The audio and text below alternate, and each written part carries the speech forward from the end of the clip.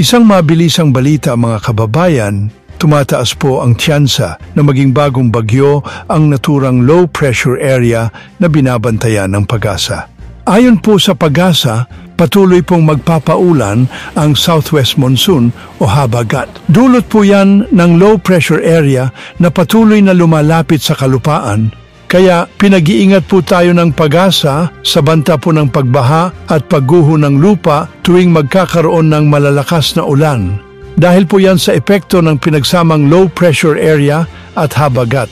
Pinaghahanda rin po tayo ng PAGASA sa naturang na low pressure area na posibleng maging bagong bagyo sa mga susunod na oras o araw. Samantala, may panibagong low pressure area na naman po silang namataan sa labas ng Philippine Area of Responsibility.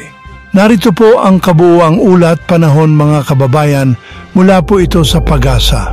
Pakinggan nyo po mabuti at ibahagi nyo na rin po para makapaghanda po tayong lahat. Yung low pressure area na ating minomonitor ay huling namataan silangan ng Kasiguran, Aurora.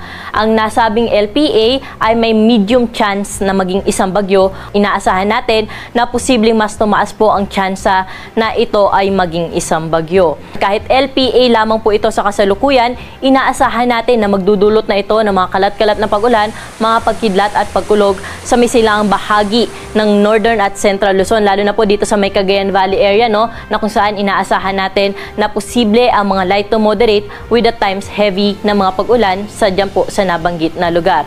At ngayong buwan ng Hulyo o July, inaasahan natin ang 2 hanggang 3 bagyo na posibleng pumasok sa ating area of responsibility. Samantala, dahil nga po may low pressure area tayo dito sa may silangan, ay patuloy po nitong pinapairal yung southwest monsoon o habagat na nakakaapekto naman sa malaking bahagi ng ating bansa. Partikular na dito sa may Central Luzon, Southern Luzon, Visayas at Mindanao. Dahil nga posible rin ang mga kalat-kalat na mga pag-ulan, mga pagkidlat at pagkulog sa mga nabanggit na lugar, specifically dito po sa may Central Luzon, Metro Manila, Calabarzon, Mimaropa, pati na rin po sa Bicol Region at sa may Western Visayas. Samantala, may panibagong sama ng panahon po tayo minomonitor, pero kung makikita natin, sobrang layo po nito sa ating Philippine landmass, pati na rin sa ating PAR, so hindi po natin ito inaasahan na papasok sa ating area of responsibility. Kahit mataas ang tsansa nito na maging isang bagyo, ito ay walang direktang epekto sa anumang bahagi ng ating bansa. Yan po muna ang ating weather update.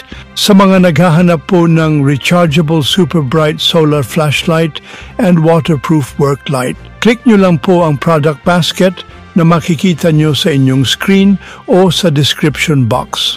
Para sa mas mabilis na updates, huwag kalimutang i-like, i-share at mag-subscribe sa channel na ito. Hanggang sa susunod na ulat panahon, stay safe and weather-wise mga kabayan.